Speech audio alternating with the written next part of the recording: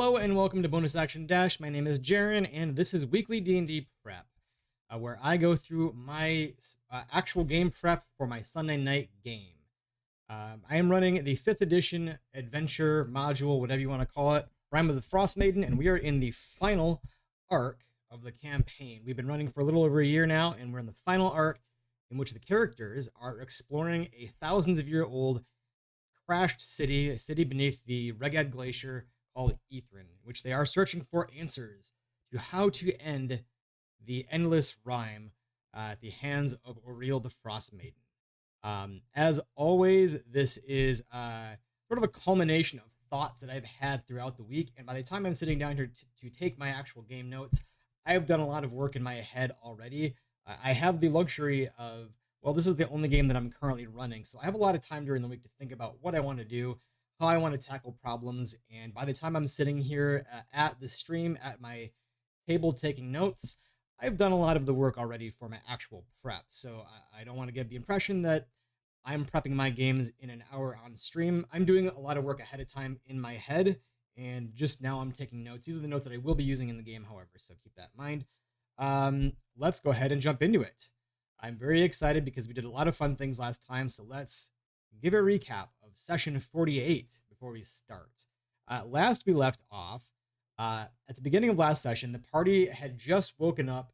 Our party member Gwendril, who is our tiefling cleric, played by my brother, had failed on a save on the Arcane Blight, and things were not looking so good. It was I think this was the first failure, first or second failure, maybe the second failure on the Arcane Blight.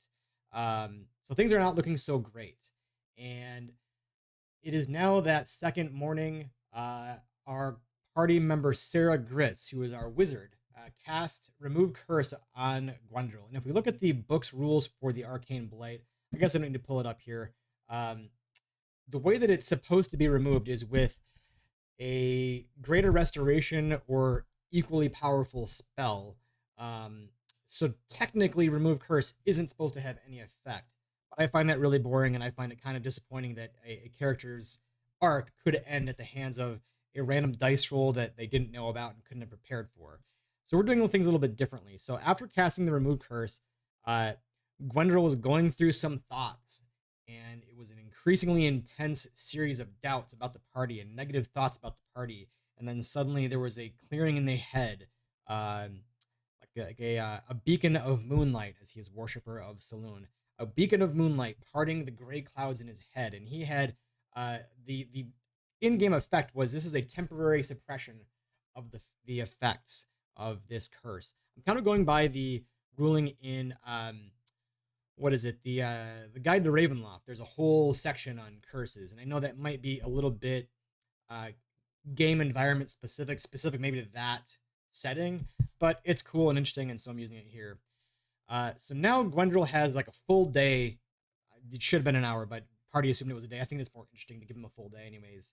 A full day where these effects are suppressed. They're delaying the him turning into a Nothic, basically, and giving themselves a day to go and explore the city and maybe find an answer somewhere. They now have Professor Scant with them again. I think, yeah, I'm doing things a little bit out of order because I think I forgot some things in my summary here, because they ended. I think we started in the Tower of Conjuration. Yeah, that's what happened. I need to back up a little bit because they started here and then traversed straight north through this major district here, through the basically the shopping district of Ethren that has the Bazaar of the Bazaar, and it's got the Hall of Silk. Has the this was the old Tower of Necromancy by the book, but so they passed through the Bazaar of the Bazaar. They had cast Locate Object on Professor Scant, and so they knew that it was somewhere directly north of where they were on the map. So started making their way through there. They encountered, and I thought this would be a good place to put Professor Scant and Valin. I had them roll at the start of the session for Valin's saves, because I forgot to do that too. And so I knew before they got to this encounter that Valin had failed the saves, so this was a good spot to put her as a Nothic. So they encountered her at where is it? In the Bazaar. And they had this really interesting encounter where they were trying to be stealthy. Uh, the Bazaar is home to this headless iron golem who's kind of just patrolling and keeping the area, safe of intruders. And this was a really cool nod to stuff that already happened in the campaign because the golem is the lower half, that the headless part of the golem head that they saw in the Caves of Hunger, that one that's just kind of existing there and kind of blink to give them a yes or no answer. So this is kind of a cool callback. But what they had to do here was kind of just navigate through the Bazaar, and this thing is kind of basically blind. It is simply tracking based on, it's got some sort of senses or tremor sense or something like that, as I imagine. But they were trying to move through and be stealthy and not be seen, and they were fighting a Nothic or two, and then they saw a Nothic that turned out to be a Vlin, and that was kind of a big tragedy because some of the party members realized this was Vlin, and because they were kind of quiet and spread out, not everybody heard that. So when our fighter Jack Forrest saw a Nothic, didn't hear any of that conversation between Nothic, Vlin, and the other party members. He saw a Nothic, went up and finished it off by whacking the head off, and that was the end of Vlin. And I told the party at the end of the session that's what those rolls were at the beginning of the session, was to see if Vlin failed or not. And so, kind of a anticlimactic ending for Vlin, but they are now in possession of Professor Scant once again. Our party member Sarah Gritz began searching the area, found some old, very dusty and faded cloaks, but also found a small torn piece of much newer cloak, very kind of a vivid, darker blue color, and asked if they could figure out who it belonged to, who might have belonged to. Was it Vlin's? No. Had him roll an intelligence check, I think it was, or history, I don't remember. And wasn't Vlin's. Vlin had a kind of a brighter colored cloak, I think. And asked about Avarice. Well, no, Avarice was a different color as well. And then they mentioned, what was it? Was it Esther? Another part of their backstory, an NPC that they haven't seen since they left Ten Towns, and that was a cool reveal. When I was able to tell them, yeah, it kind of looks like a color that you and your classmate Esther would have worn to college, to the Neverwinter College, and that was my favorite moment in any campaign that I've done so far, because I got a legitimate reaction from the player to me, which was it was a good reaction, but it was basically like a fuck you for doing that kind of a thing. And I confirmed with them after the session that it was a positive sort of a reaction. So I'm really satisfied with that. I can't wait for the future reveal. But they departed the Bazaar and continued on to the Tower of Necromancy, which is where they got to meet some interesting characters. At the Tower of Necromancy, they met in the first level. They met a brain in a jar who was attempting to perform the ritual of brain transfer, and we met this really hilarious NPC named Lawrence, who is this brain in the jar. He was the old assistant to High Necromancer Catavix, and is attempting to figure out this ritual on his own, attempting to transfer a brain from a Nothic into a jar, and has all these crawling claws that kind of scurry about the floor. Has a lab coat that he wears over his jar, and uses Mage Hand to simulate actual hands, and will just subconsciously paint his expression on the jar, and it's really fun and hilarious. By far a party favorite NPC so far. I was really happy with that. It was a lot of fun, just to show that hey, not all these towers are meant to be creepy things that are trying to kill you. Some of them are cool and fun. And it was then that one of our party members, they did participate and help with the ritual brain transfer, which was kind of cool. One of our party members wandered up to the second floor, saw a bunch of stuff kind of scattered about, things strewn about. There's a bunch of bones. There's an emerald on one side, and that was when the soul of High Necromancer Catavix successfully possessed our barbarian Marses, and it was kind of cool when the rest of the party members got to the second floor and tried to figure out what was going on, and saw this barbarian casting a spell, attempting to cast the Raise Dead spell, and they're like, "What the heck's going on? Our barbarian doesn't cast spells. What's going on here?" And there was a moment where Sarah Gritz was about to, as she got to the end of this Raise Dead spell, was about to counterspell it, and I gave them a moment to say, you know, Katavix looks back, or your Marses looks back and says like, "Hey, please just let me finish this. I'm begging you, or else I will, I'll give the body back as soon as I complete this spell." And she decided to let it go off. The Raise Dead spell was cast. Katavix successfully raised from the dead. Mars has given her body back, and Katavix kind of explained what was going on. The party agreed to help Katavix find out what happened to the High Enchanter Vira, who in this version of the campaign, I'm running the Ethren Towers Expanded, which is an awesome supplement. Highly recommend it.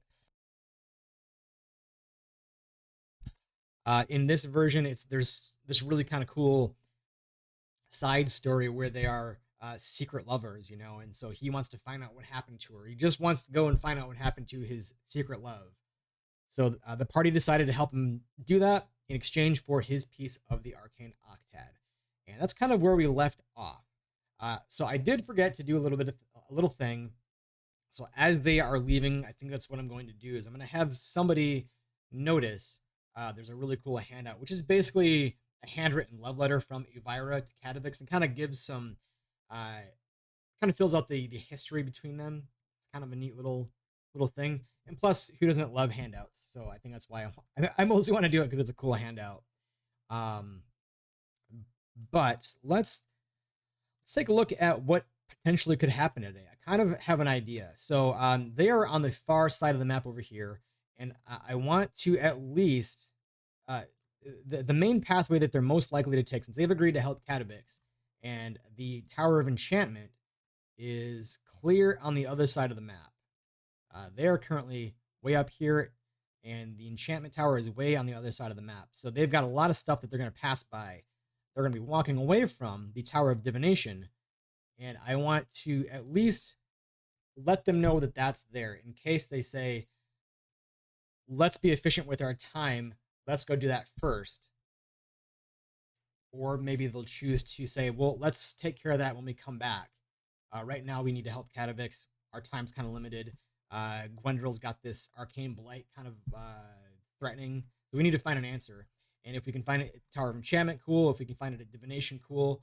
So I at least want to let them know that this is here. And I think what I'm going to do is, as soon as they exit out of the tower, Katavix will kind of look off in this direction and ask them if they know what happened to High Diviner Apius. This is the Tower of Divination. And just kind of mention like, hey, this was a good friend of mine. Can you at least check in on her to make sure she's okay, or see what happened to her when we come back? So I want to give them that choice and at least let them know this is here, in case you want to do it while you're over here, so you don't have to zigzag across the map. Besides that, they are likely to pass by the menagerie and the theater. They may not actually decide to go to those places, since they are kind of pressed for time right now. But I have these all kind of ready in my mind. I know the menagerie is basically a theater of the mind situation. It's go and look at cool stuff, figure out how this device works, and maybe you make a cool amalgamation animal. The theater, I don't think they're likely to go into there. It'll mostly be like an ad lib sort of a situation, I think. But maybe as they're passing by, Katavix starts to reminisce about, the times that he and Enchanter Elvira snuck off to the theater. And maybe he'll kind of talk about the Hall of Silk as they pass by the shopping district, and talk about how they would go on these excursions secretly together, and they had to get these special garments to kind of disguise themselves. Could be something neat. But they're most likely to pass by, a couple of things, really. The Tower of Evocation, not the Tower of Illusion, I already replaced this, but the Tower of Evocation and the Obelisk. The way that I'm going to do this, because I'm kind of realizing, I may have mentioned this in a past stream, but I'm kind of realizing I don't want to lose momentum, because there's much to do and there's much cool things still to do in this campaign, and I don't want to spend the next month and a half completing all 8 towers just to reward them with yet another tower. So I think what I'm going to do is it makes sense to me that Dazan might have come down here first to try and get into the Tower of Irilarthus, and was maybe attempting to complete some of these towers first to get the Arcane Octad. So I'm just going to say that Dazan's got the keys for 2 of these. And the ones that the party still has yet to do, they got to complete Necromancy. They're halfway there. They have to complete Divination, and they have to complete Evocation. The other 2 are just ones that Dazan has done. So if they decide to do this Dazan encounter, kill Dazan, or whatever, Dazan's got those keys already. Those are 2 that they're not going to have to go out of their way to do. Mainly, I want to keep the momentum of the campaign going and get to the interesting, cool stuff. And while those other 2 towers are fun and interesting, I think I got to cut for time. I think I just got to cut for time and make sure that we are maintaining the interesting momentum. Because I really want to get the party into the Spire, interacting with Mythalar, facing off with Irilarthus, and then going through this really cool stuff in the Tower of Irilarthus. So, all that said, the most likely next major big encounter is walking past the Obelisk and seeing Dazan there. I've been waiting for this reveal for almost a year now, ever since the party was in East Haven, and it finally is probably here, unless the party decides to do the Tower of Divination first. We'll see. If they do, we got some cool stuff planned, because, well, this was alluded to, like I said, back in East Haven, when the party started theorizing that maybe the Dazan we saw burned at the stake wasn't the real Dazan. Maybe because we know that there's a different one out there. There's a simulacrum we found in the Lost Spire that was made real. Maybe there's a bunch of other ones out there. And that was back in East Haven, and I decided right then I needed to put Dazan in the endgame. He needed to be in Ethren somewhere. And so I've been holding on to this ever since then, and I'm so excited to reveal it. Also because they kind of talked about it and then never brought it up again. You know, so it'd be that much sweeter because it's something that they haven't really been thinking about. And when they encounter it, they're going to go, oh shit, that's something that we talked about a long time ago. And here it is. We were right. And it's going to be really sweet. So the reasons Dazan is down here, and this is going to help out with some other things as well. I have this encounter map all ready to go. I have a token for Catavix just in case he comes into play. I've looked up Catavix has like a couple of big things, and then that's kind of it. He's got stuff like Cloudkill, Blight, Vampiric Touch. This is straight out of the supplement that I purchased, out of the Ethren Towers Expanded. I kind of just have to make up his AC and HP. It's whatever, you know. I don't plan on him actually dying. He's going to kind of stay towards the back. I'm running Krintos and the Dazan Simulacrum basically as is with the original stat blocks. But because casters are kind of a pain in the ass to run from the stat block itself, I just wrote down things that Simulacrum is likely to do. You know, he's going to do his big stuff first. He's going to cast Slow. He's going to cast Confusion. He's going to cast Fireball. And if the real Dazan ever fall, if the white ever falls, he's kind of just not going to fight back anymore. You know, he originally was friends of the party, and now he's kind of under the direction of the real Dazan. So he's not really, he's kind of neutral. You know, he's not adversaries of the party. He spent some time with them. So it's not going to be, if he's the final one standing, he's not going to fight to the death. He's just going to surrender. The real Dazan, this will be a really cool reveal. He's going to step out from behind the obelisk, and they're going to see a duplicate that looks exactly like Dazan. I'm running him mostly as is, but I'm giving him one really cool, big, powerful thing, which is the spell Mental Prison. Really cool spell. Let me grab my bookmarks real quick.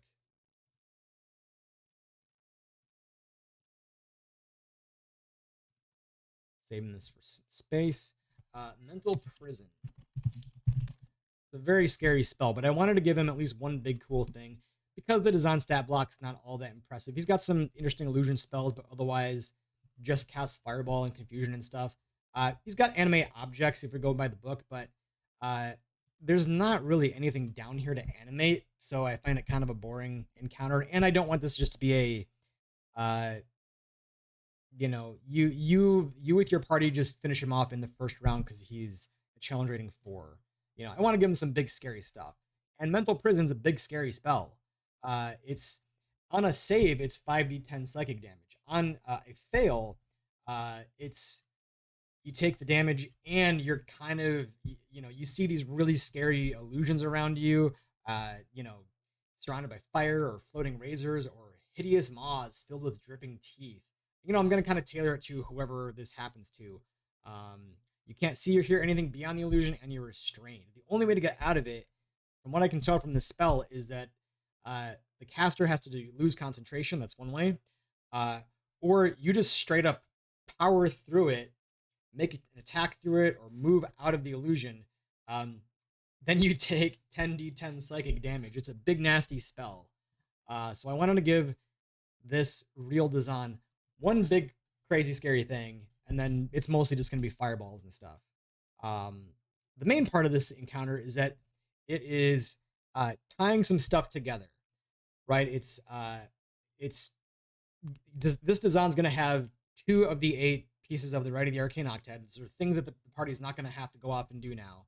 So like I said, we can keep the momentum of the campaign going. Additionally, it is going to tie Esther into the campaign. He's going to start mentioning how, you know, she spoke so highly of the Sunseekers and really looks up to Sarah, and it's kind of a shame kind of how things turned out. Basically just pushing Sarah's buttons to get her to be like, hey, WTF, what'd you do with my friend? The real story of what happened with Esther is after she came to Ethren with Simulacrum Design, I think probably what she brought was a spell book and probably brought, you know, some potion that could help Dazan resist the arcane blight, because he's smart. He did his research. If he knows about Ethren, if he knows about the obelisks and Karsus and all that stuff, he probably found out about the possibility of the arcane blight.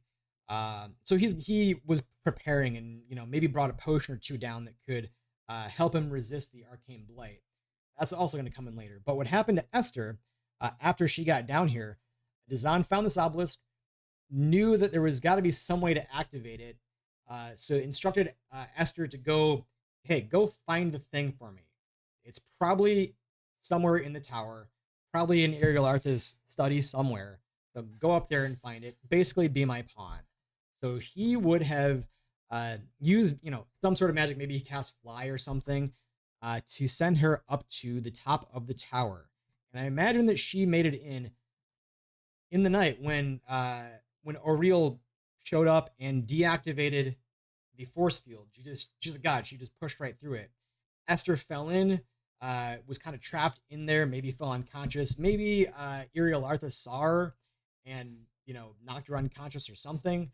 But she's now just kind of up there. And so that's really good incentive for the party, at least for one of the party members, to say, you know, fuck you, Dazan, you know, give us our part of the puzzle.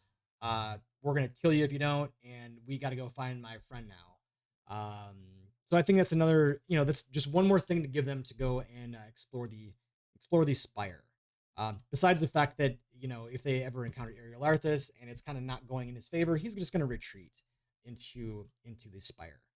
The last thing that kind of ties this together with this encounter, like I mentioned, is Dazan is smart enough to have researched ahead of time. He's cocky for sure. He's arrogant to the point of being just brazenly, you know, his simulacrum was just walking through East Haven and he got caught. He, you know, but he's also clever and smart. So he would have researched Ethren ahead of time, would have found out about the obelisk. Maybe he came down here originally to find the secrets of the lost city.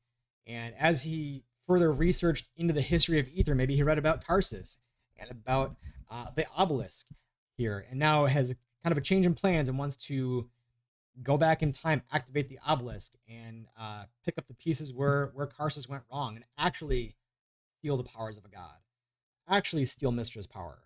I would think that his attitude is probably something like, hey, if it is the goal of every arcanist to gain as much knowledge as you can, and if at one point in the world's history we had access to stuff beyond 9th level, and then a god said, no, you can't do that, they put up a roadblock, And if there's a way to go back in time and go beyond that roadblock, why wouldn't you do it? Just to see what's there. Isn't the curiosity enough to at least try it? To at least see what mom and dad don't let us have? Don't you want to find out what's beyond 9th level? What the powers of a god are? Wouldn't you try that? So that's kind of Design's attitude. Knowing that this is possible, he definitely wants to go for it. Bringing that all back around. So he would have brought something to prepare for the possibility of the Arcane Blight. So I imagine he maybe had a potion or two that gave him a bonus to con saves. So upon defeating Design, the party will now have something else that can assist with Gwendril and his trying to stave off the Arcane Blight. I didn't just want to give them a freebie, or do something where it's like, you pray to your goddess and she comes down and cures it for you. I think that's a bit too Deus Ex Machina. I want there to be tension. I want there to be rules. I feel like we've had 2 sessions of a lot of character tension where there's this threat that your character could just be dead next session just because you fail a roll. There's been some tension, and I don't think we need to drag it out much further. But I also don't want to just give it to him. So I think this is one way that makes sense to do it. I want to avoid stuff where it's like you just find treasure that solves the problem. Someone shows up and hands you a thing, a scroll of greater restoration. Your god visits you in a dream and instructs you to prepare the spell greater restoration. I don't want to do that stuff. That's way too heavy-handed. But Dazan having something that could help him, that makes sense. He's a smart wizard. He would have researched, probably would have brought stuff. Maybe that's what Esther brought. That makes sense to me. So lastly, what else do we have here? They are on their way. They may get to the Tower of Enchantment. Which, nope, that's Necromancy. They may get to the Tower of Enchantment. Which this one's a really neat encounter. They're going to bring Catavix there. There's some cool stuff with mimics. These 2 carpets are mimics. You go in and, the entire floor is icy except for these 2 carpets, and you wonder why. They go in and they, this young-looking female kind of descends down the stairs and is like, hey, I'm Enchanter Elvira, and, there's this really sweet reunion between Elvira and Catavix. And anybody paying attention notices there's like this silver sort of thread extending from Elvira up the stairs. And as it turns out, it's this elder Obelisk that has taken over her body. This Obelisk that used to occupy this, was essentially like a steampunk therapy machine. She ran this psychotherapy program, and it kind of was used to kind of detect thoughts and, help patients deal with their issues. And after Ethren crashed, this thing kind of went nuts. Took over Elvira, stashed her in a secret room, and has basically been feeding on her memories for 1800 years. So she is just a complete vegetable kind of here in the bottom. And that's the tragedy that the party might uncover in the Tower of Enchantment. But this Obelisk, having taken all of her memories, has that piece of the puzzle to the Arcane Octad and will kind of negotiate for its life if they try to fight it and it's heading in the party's favor. It'll kind of just say like, hey, I'll give you what you want, just don't kill me. They might just decide to kill it anyways. But that's how the Tower of Enchantment would end up playing out.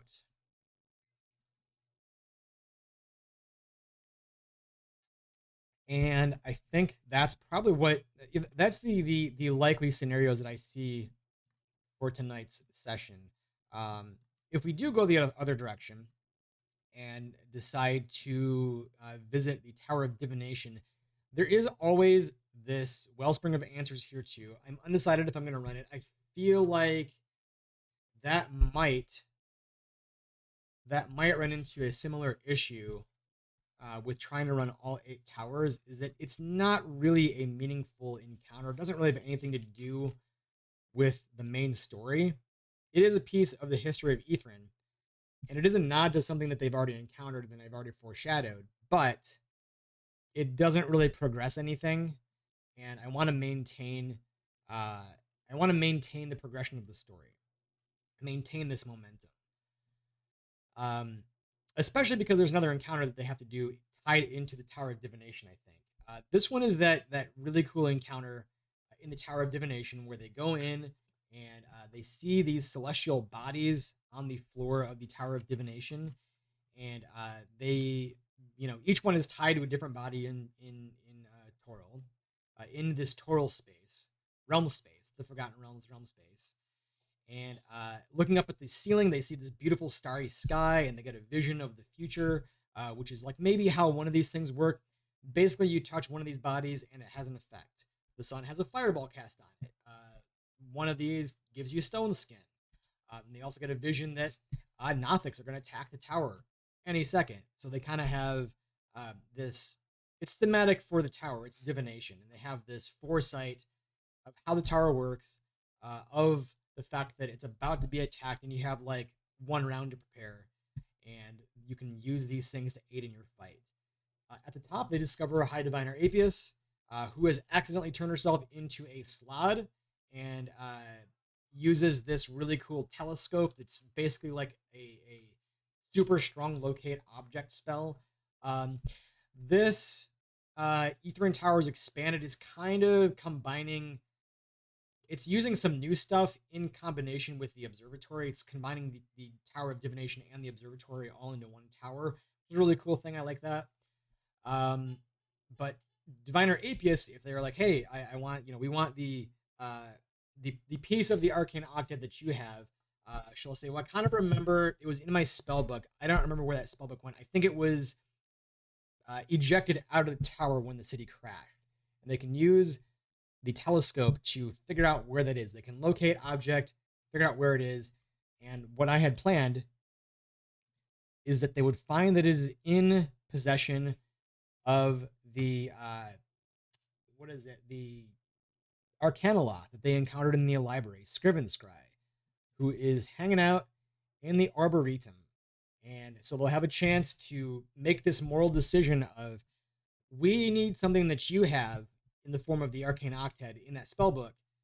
We have something that you want, which is your old pet, your lackey, your blind albino penguin,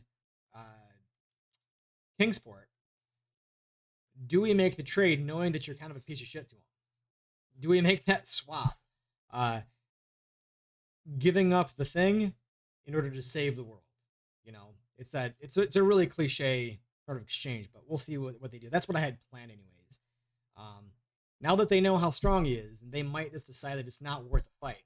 I don't know. They might decide to kill him, and then they've got a pet with them. We will see.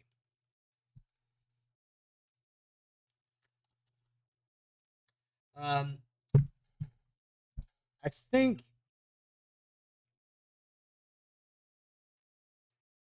yeah, if you've been kind of watching these prep streams, you'll know that I'm using the Sly Flourish Lazy DM prep format for the most part.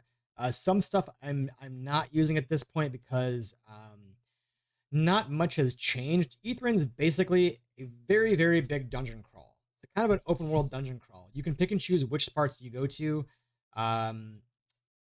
The order that you do these towers in. As you can see with my prep, you don't even have to do all of them. I'm combining, well, basically like 3 encounters into one with this fight at the Obelisk. And sort of once you have all the secrets, once you have all of these individual dungeons prepped, it's not like there are new secrets to write down or that there's new information to write down. You just kind of have it intuitively in your head. And I've been working with Ethren enough for a couple of months now that I know a lot of what the characters might find out. So for my own notes purposes, I don't feel like I need to write a whole lot of new things down. Additionally, much of the information that I need to reference is in PDFs that instead of putting it into my Notion notes, I'll just pull the PDF up. I know where they're at. I don't mind just doing a quick scan. And also the module itself has a great source for Ethren knowledge, right? If we go to think it's the Necropolis page here. Yeah. There's a whole page of things that you can find out about Ethren. I think that is, it's somewhere near the beginning here. I think I've scrolled past it. But there's a whole page that's nothing but things you can find out about Ethren. And I know it's here somewhere.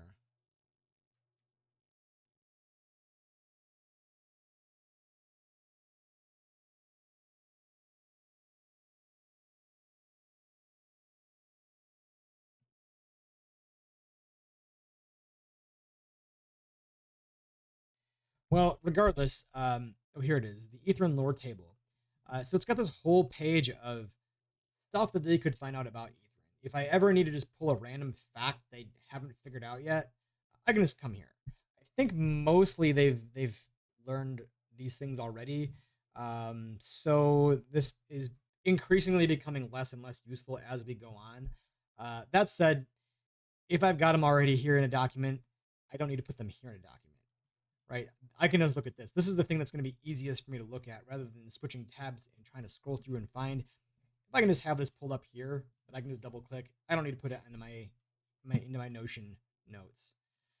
So let's see if there's anything else that I need to prepare for. Something that I definitely want to make sure that I describe when the party goes to the obelisk. The book has a pretty, I think it's got a good description. This is, I think this is like 20 something. Obelisk, yes.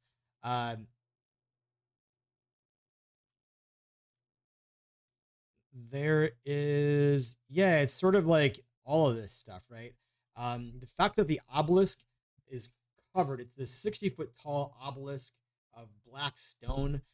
Its surface covered in these different runes, and you can tell very easily and quickly that these runes represent the 8 schools of magic. But if you look closer, you can see runes that indicate a different school of magic, one that on a good enough check, probably our casters would recognize as a lost school called chronomancy, time magic. This is where they're going to learn that Ethren was fucking with time magic, and so once they inevitably, eventually get out of Ethren back into Icewind Dale, the passage of time is much different. They might have been down here for a week in the Caves of Hunger and Ethren, but maybe it's been like a month since they've disappeared down here, and that'll be a neat revelation. As things look very different in 10 Towns by the time they return. What else? We're starting kind of middle of the day, end of chess. Sure. Our strong start, a letter catches Sarah's attention or somebody's attention as they exit out of the top floor of the Tower of Necromancy, which is this nifty handout to the players. It's a letter from Vira to Katavix. Katavix, at the entrance, looks towards the Tower of Divination and asks about High Diviner Abius. Our scenes are basically Tower of Divination, maybe, if we go there, the Design Obelisk encounter, and Tower of Enchantment. If we decide to do some other things along the way, such as if they want to make a stop at the menagerie, they can do that. Like I said, I've got that all in my head. It's all theater of the mind stuff that we can do. There's not a whole lot else because the back half of Ethren is kind of blank. It's blank and covered in snow, so it's whatever. Including this entire district is covered in snow. They don't even mention that there's anything here. So who knows what's buried under that snow. What else? Secrets includes, like I mentioned, I don't really need to put down here. Most of it's in my head, and if it's not in my head, it's in the documents and in the module. Our locations are Ethren. The NPCs that I got to keep track of.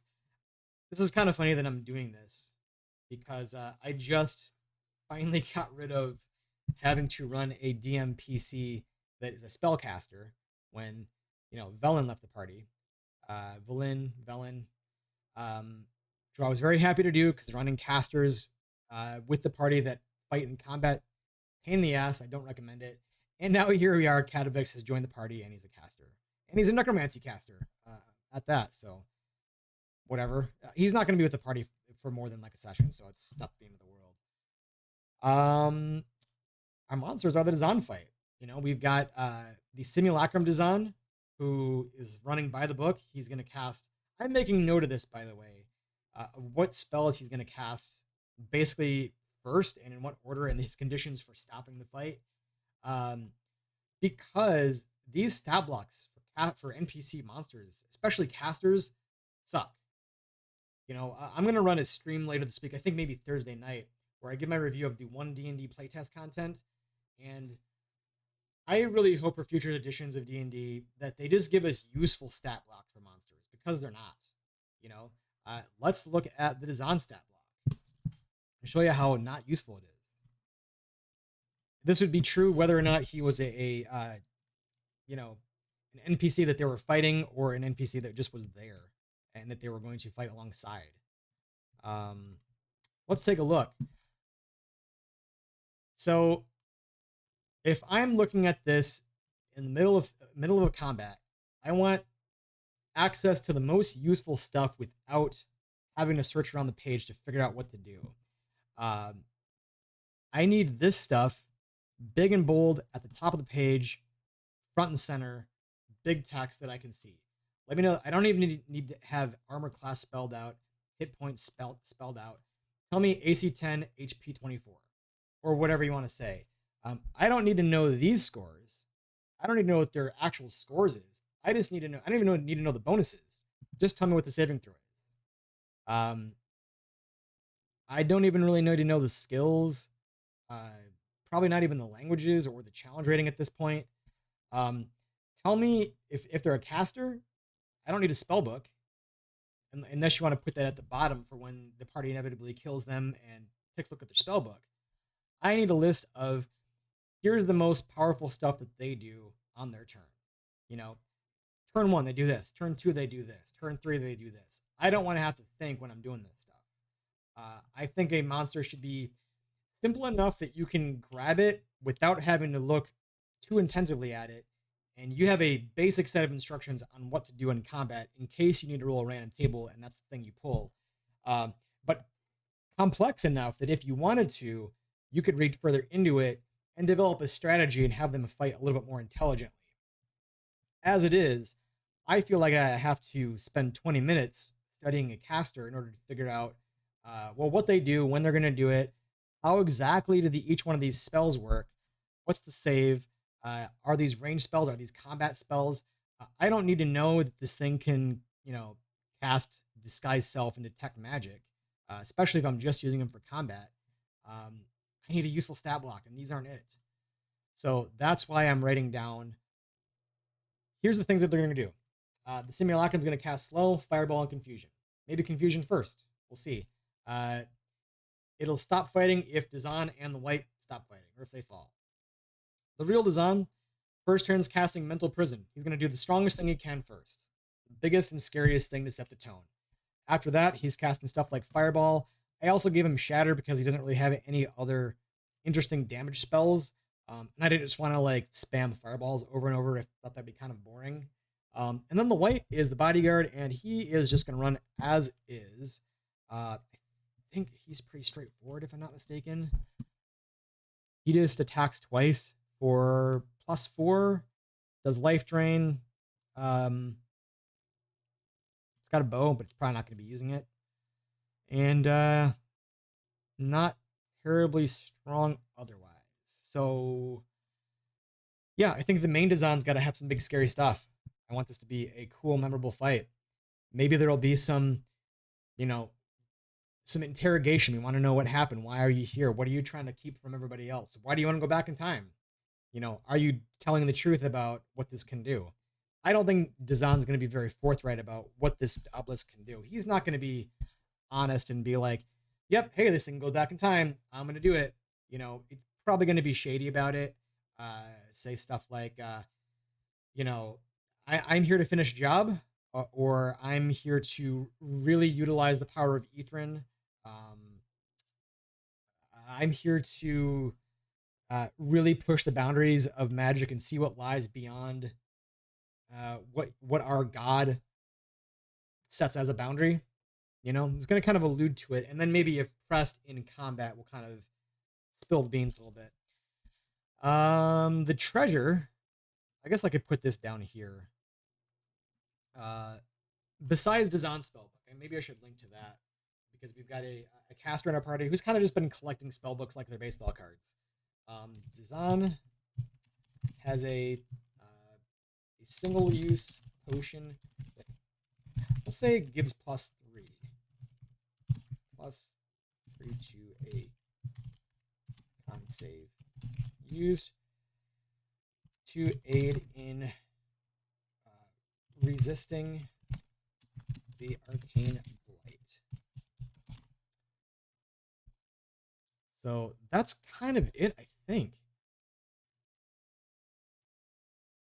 I do just want to take a quick peek at, just in case we get there, the Tower of, not the Tower of Divination, that's just Nothics, but the Tower of Enchantment. I just want to make sure that I know how Mimics and Oblexes work. Yeah, Mimics, these things are only going to attack if the party messes with, why is this doing this? Roll 20 is being weird. If the party starts messing with these carpets, which are the Mimics. So Mimics get, what do they have? 2 pseudopod attacks and 1 bite. So they have a +8, reach 10 feet, 1d10 +5 bludgeoning. And if the mimic is in object form, the target is subject to its adhesive trait. If it's in object form,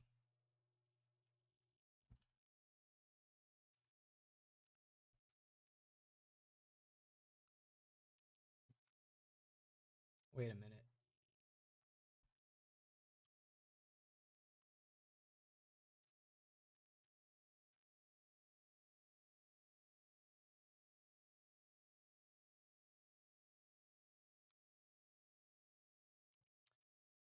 Hold on a second here. So the mimic can shape change from object form into its true sort of amorphous blob form.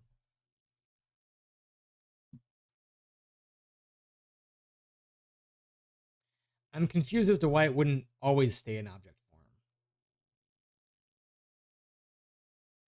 Maybe once, this is really kind of confusing. Because it would make sense that once it attacks, it can no longer be in object form. But here, if it attacks with its pseudopods, the target is subjected to the adhesive trait if the mimic is in object form. So this kind of implies it can attack while in object form.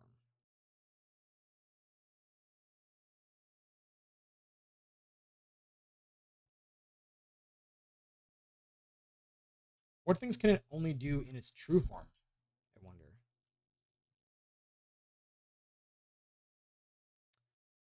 Well, that's kind of odd. Can also spit acid. That's kind of creepy. And then Oblexes. I know that these are kind of nasty creatures. Oh, come on. Roll 20. Why are you being weird?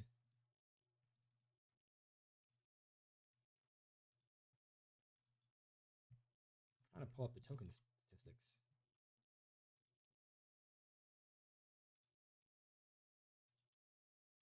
Oh, I know why. Because this isn't part of the module. I am being weird. To look it up in D&D Beyond.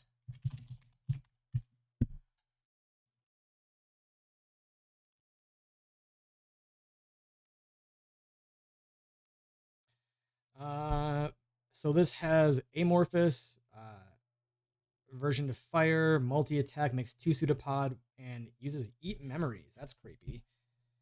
So pseudopods +7, it does 4d6 +3 bludgeoning and 4d6 psychic damage. That's a lot of damage. It makes 2 of those.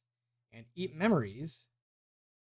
Target must succeed on a DC 18 Wisdom save or take 8d10 psychic damage and have a memory drain or become memory drained until it finishes a short or long rest. While memory drained, a target must roll a d4 and subtract the number rolled from its ability checks and attack rolls.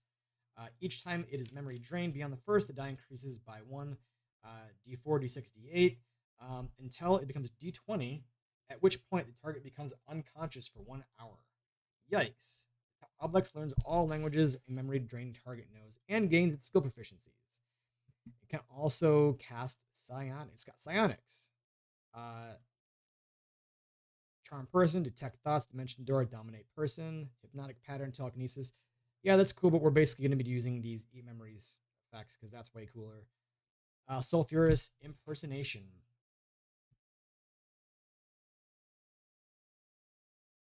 Yeah, this is the thing that it's using to impersonate Enchanter Elvira. Okay, that's neat. This is not going to be an easy fight. But I think the saving grace is that once this thing gets down to like half health, it'll start negotiating for its life. It doesn't want to die. It's not going to fight to the death. It's got a good thing going. It's gonna try to live. So a nasty fight's gonna be, you know, I'm not trying to kill players in this encounter. But it'll be cool nonetheless. And I have all the I've got all the dynamic lighting all prepared here as well. I went through and done the stuff, drawn the lines, set up the lighting. So when players enter into this room, they don't see this doorway here. As far as they can tell, it's just like a bookcase here. And it's in this back secret room that Elvira's actual body is kind of laying, you know, slumped, memory drained.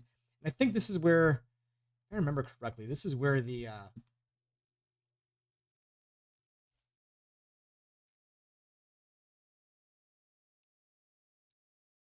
this is where the tether is going to lead them to. The Hippocaris, this magical machine, has also got some neat stuff. I do want to just scan the document here so I know exactly what this thing can do, but that's the basics of this tower. And I'm now kind of rambling to fill the time, so I think I'm just going to end it here and resume next week. Reminder: I will be likely doing a stream. Whoops, I'm scrolling through the wrong pages now. Doing a stream on Thursday night, probably 9 Central, in which I'm going to review the 1 D&D playtest material and talk about my thoughts. I've been wanting to talk about it for a while, and I just haven't found the time. I'm going to be doing it on a podcast of mine as well, probably coming up later this week as well. But maybe I'll drop the info for that once that comes out. But if you like the content here, subscribe to the channel. Find me here Thursday night, 9 p.m. I'll put that on the schedule. And if you want to see more D&D prep, find out where this really cool adventure, Rime of the Frostmaiden, ends up leading and how my version of it concludes. Tune in every Sunday at 5 p.m. Central. We'll go for an hour and talk about D&D prep. And then I'm going to sign off and give my voice a rest because I have D&D in an hour. So thank you for watching, and I will see you all next week.